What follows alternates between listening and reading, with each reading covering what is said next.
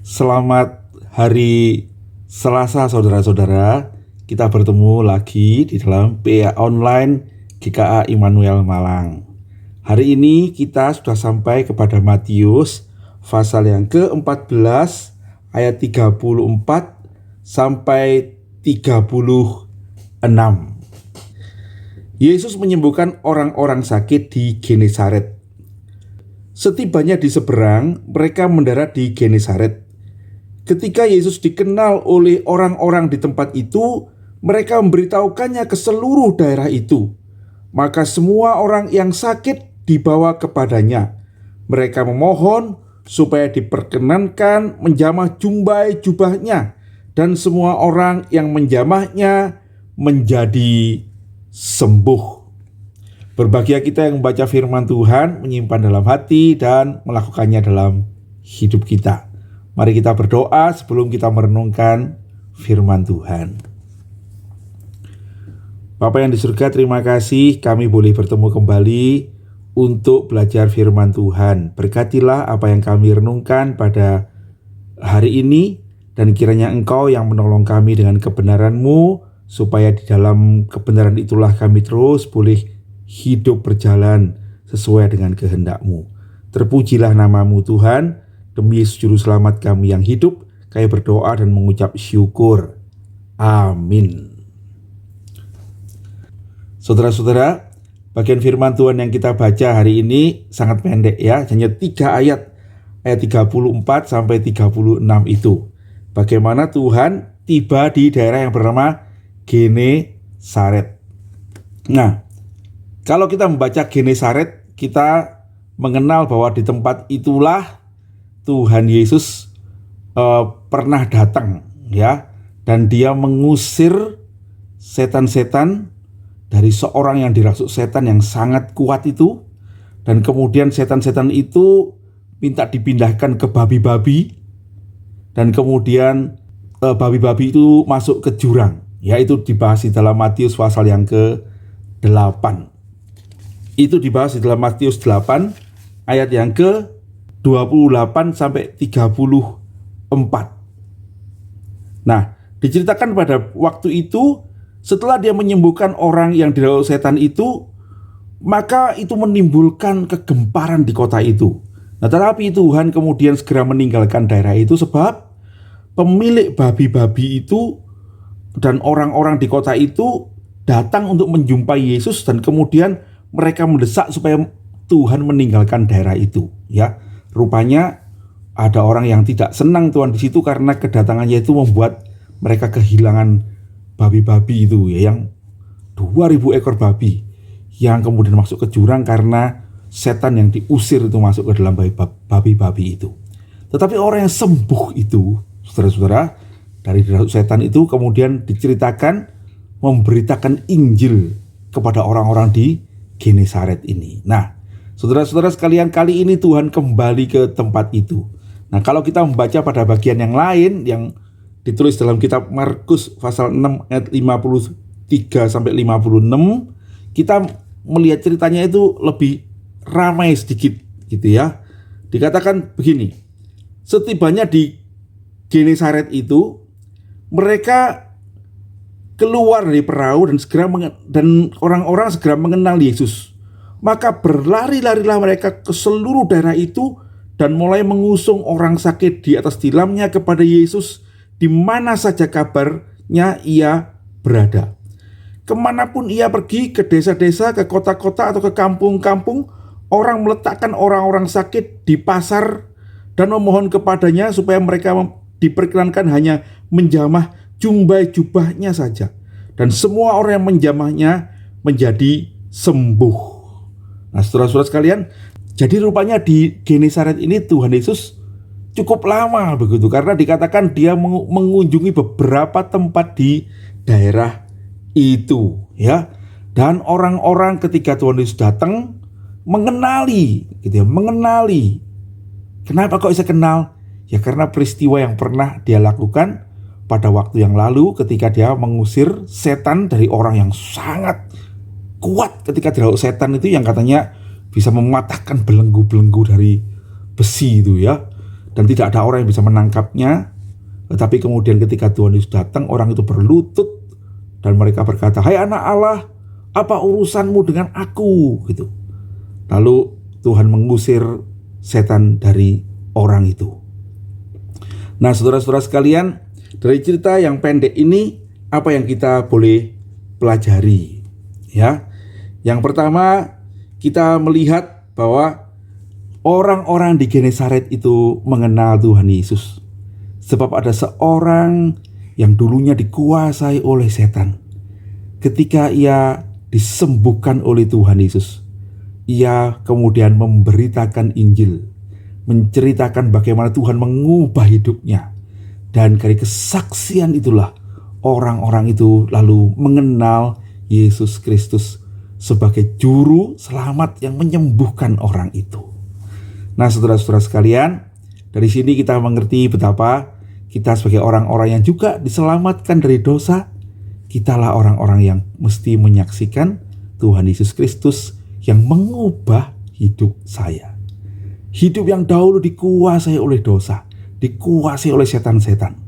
Ketika Tuhan datang, Dia mengeluarkan yang jahat itu dan kemudian mengisinya dengan apa yang baik, dan hidup saya berubah. Ya, orang itu tidak ikut Tuhan Yesus kemana-mana, tapi dia tinggal di Genesaret karena Tuhan yang meminta dia tinggal, dan dia menceritakan tentang Yesus, bagaimana Tuhan mengubah hidupnya. Nah, kemudian saudara-saudara, oleh cerita itu ada banyak orang mempunyai pengharapan akan Yesus. Ketika ia datang, dikatakan, maka orang-orang memberitahukan ke seluruh daerah itu bahwa Yesus datang. Lalu dikatakan, maka semua orang yang sakit dibawa kepadanya. Ya, bahkan dikatakan mereka membawanya dengan mengusung ditilam-tilam begitu. Nah, apa yang dilakukannya? Mereka membawanya kepada Tuhan Yesus. Mereka mau memegang jumbai jubahnya. Apa ini jumbai jubah, saudara? Nah, orang Israel mempunyai jumbai di jubahnya. Orang kalau kita mereka punya jubah, mereka punya kayak mantel begitu yang panjang. Kalau kita lihat gambar Tuhan Yesus, nah ini gambarnya, saudara. Dan jubah-jubah itu adalah yang ini nih. Nah, begitu ya. Jubah-jubah ini biasanya berwarna ungu. Nah, itu memang dimaksudkan Tuhan supaya kalau orang Israel memakai baju ada jubah itu, mereka diingatkan bahwa mereka adalah umat Tuhan. Nah, jubah-jubah inilah yang orang-orang tuh berusaha memegang, karena jubah-jubah ini menunjukkan bahwa Yesus adalah seorang rabi, seorang guru, gitu ya, yang menunjukkan otoritasnya. Nah, orang-orang berusaha memegang jubah ini, dan dikatakan di firman Tuhan, dan semua orang yang menjamahnya menjadi sembuh. Ya, saya tidak tahu apakah ini menjamah jubahnya atau menjamah Tuhan Yesus. Tetapi yang jelas, saudara-saudara, orang-orang yang percaya itu kemudian disembuhkan oleh Tuhan Yesus. Nah, kita mengerti pelajaran yang kedua hari ini bahwa Tuhan Yesus itu adalah Tuhan yang mengasihi orang-orang yang lemah, yang mempunyai pengharapan itu. Di bagian yang pendek ini kita tidak menemukan Tuhan Yesus mengajar apa-apa, tetapi Dia menyembuhkan semua orang yang menjamahnya, yang datang kepadanya. Saudara-saudara, ini memberitahukan kita bagaimana sesungguhnya Tuhan itu bersikap kepada kita, bagaimana Dia peduli pada pergumulan-pergumulan kita. Tuhan bukan Tuhan yang hanya mengajarkan kebenaran, mengajarkan keselamatan, mengajarkan bagaimana mesti hidup baik, tetapi Dia adalah Tuhan yang datang menunjukkan bagaimana kebenaran itu, menyatakan kasih itu. Dia datang supaya kita semua beroleh kekuatan untuk menjalankan kebenaran itu. Dia datang untuk menjadi juru selamat kita, menjadi penolong kita. Saudara-saudara, sebentar lagi kita merayakan Natal, ya. Dan kalau saya ditanya, mengapa kita merayakan Natal? Saya selalu jawab, sebab pada hari itu kita merayakan lahirnya Juru Selamat, ya, Tuhan yang mengasihi kita. Kita mengenal di dalam firman Tuhan, Tuhan bukanlah Tuhan yang tinggal di sorga. Tuhan bukanlah Tuhan yang hanya memberitahukan bagaimana melakukan apa yang benar. Tetapi Tuhan adalah Tuhan yang datang untuk menyelamatkan kita. Dia membiarkan kita bisa menyentuhnya. Dan dia menyembuhkan luka-luka kita, menyembuhkan penyakit kita. Dia adalah Tuhan yang menyembuhkan kita dari dosa, yang menyelamatkan kita dari kuasa si iblis yang membelenggu hidup kita.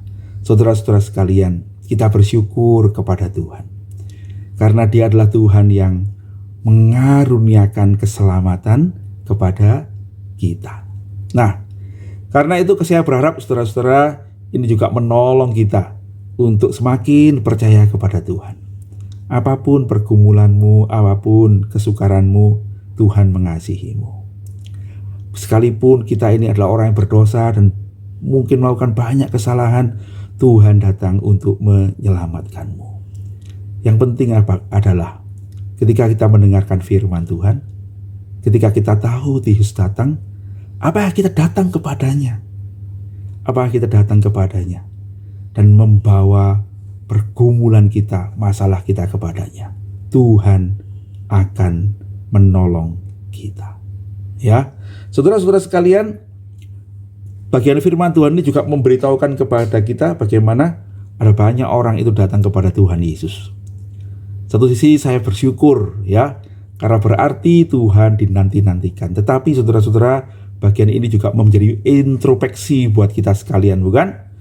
Kalau kita datang kepada Tuhan, apakah yang kita lakukan? Banyak orang datang kepada Tuhan untuk mendapatkan sesuatu, gitu ya. Bahkan orang merayakan Natal untuk mendapatkan sesuatu, ya. Orang merayakan Natal karena orang mau mendapatkan kado, misalnya begitu kan? Sama, kita datang kepada Tuhan supaya saya dapat beroleh sesuatu, kesembuhan, kekayaan. Benar enggak itu? Itu adalah pengharapan kita, ya. Dan kadang-kadang Tuhan izinkan itu kita terima. Tapi saudara-saudara, mari kita memeriksa diri. Apakah saya datang kepada Tuhan itu semata-mata untuk hal itu? Supaya saya diberkati, supaya saya sembuh, supaya saya beroleh kesehatan, kekuatan. Bahkan di tempat-tempat tertentu, orang itu datang kepada Tuhan Yesus, percaya kepada Dia, menjadi Kristen untuk mendapatkan jabatan tertentu. Nah, saudara-saudara sekalian, kalau itu yang kita lakukan, mari kita bertobat. Karena begitu juga pada waktu itu, banyak orang-orang yang ingin menjadikan Yesus sebagai Raja. Sudah kita baca di bagian sebelumnya, bukan? Mereka diberi makan oleh Yesus 5.000 orang laki-laki dengan hanya 2 ikan dan 5 roti, lalu mereka ingin merajakan Tuhan Yesus. Dan Yohanes mengatakan bahwa mereka melakukan itu karena mereka senang dikasih makan. Saudara sekalian, Tuhan Yesus datang memang untuk menyelamatkan kita, tetapi Tuhan menghendaki kita setelah diselamatkan menjadi murid-muridnya, hidup berjalan bersama dengan Dia, menjadi orang yang memberitakan Injil, membawa keselamatan kepada banyak orang, sampai kita semua pulang ke surga. Jangan jadi orang banyak yang hanya datang kepada Tuhan Yesus waktu dapat roti, waktu dapat kesembuhan, tetapi kemudian ketika Tuhan mengajarkan supaya mereka mengikut Dia, mereka merasa terlalu berat. Lalu bahkan ada orang-orang yang dulunya ikut Yesus, kemudian justru menyalibkan Dia, bukan? Nah, saudara-saudara, mari kita memeriksa diri, ya. Karena kita pun bisa begitu, ya. Ada orang banyak yang datang kepada Tuhan, tetapi untuk mencari keuntungan buat diri sendiri. Bagaimanakah kita datang kepada Tuhan yang benar itu? Saudara-saudara, kalau kita datang kepada Tuhan yang benar itu, haruslah kita datang dengan mengakui bahwa saya ini orang berdosa. Saya orang yang perlu pertolongan Tuhan. Dan karena itu saya mengandalkan Tuhan, menyerahkan hidup kita kepada Tuhan. Dan kalau Tuhan sudah memulihkan kita, Tuhan menyelamatkan kita, bila kita menjadi orang-orang yang pergi menceritakan bagaimana Tuhan memulihkan hidup saya. Tuhan yang sekarang menjadi Tuhan saya, juru selamat saya, dan saya mau hidup seturut kehendak Tuhan. Itulah sebabnya kita hari ini PA, saudara-saudara ya. Kita belajar firman Tuhan. Kita mau mengerti kebenarannya, kita mau dituntun oleh firman Tuhan untuk hidup menjadi murid-murid Tuhan. Kalau kita melakukan itu, kita percaya seperti itulah yang akan menuntun kita. Bukan hanya mendapatkan berkat di dunia ini, tetapi kita akan dituntun sampai ke surga yang kekal. Jadikanlah dia juru selamatmu, jadikanlah dia Tuhanmu, jadikanlah dia Rajamu, dan muliakanlah dia dalam seluruh hidupmu. Kiranya Tuhan memberkati kita sekalian, dan kiranya kita boleh berjalan dalam kebenaran firman-Nya. Mari kita berdoa, saudara-saudara. Tuhan, terima kasih kami hari ini boleh membaca firman-Mu. Kami membahas firman Tuhan yang singkat, tetapi sesungguhnya firman ini mengingatkan kami betapa Engkau adalah Tuhan yang datang kepada kami untuk boleh kami menjamah-Mu, menemukan juru selamat kami. Biarlah firman Tuhan ini mengingatkan kami, supaya kami bukan hanya menjadi orang-orang yang datang untuk disembuhkan, untuk beroleh keselamatan, tetapi menjadi orang-orang yang sungguh menjadikan Engkau sebagai Tuhan dan Juru Selamat kami.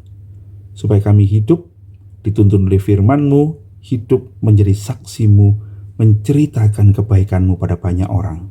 Bagaimana Engkau sudah mengubah hidup kami. Terima kasih Tuhan, terpujilah nama-Mu, tuntunlah kami di jalan yang benar, demi Yesus Juru Selamat kami yang hidup, kami berdoa. Amin. Sampai ketemu nanti sore, saudara-saudara. Kita boleh membahas dan mendiskusikan bagian ini bersama-sama. Tuhan Yesus memberkati.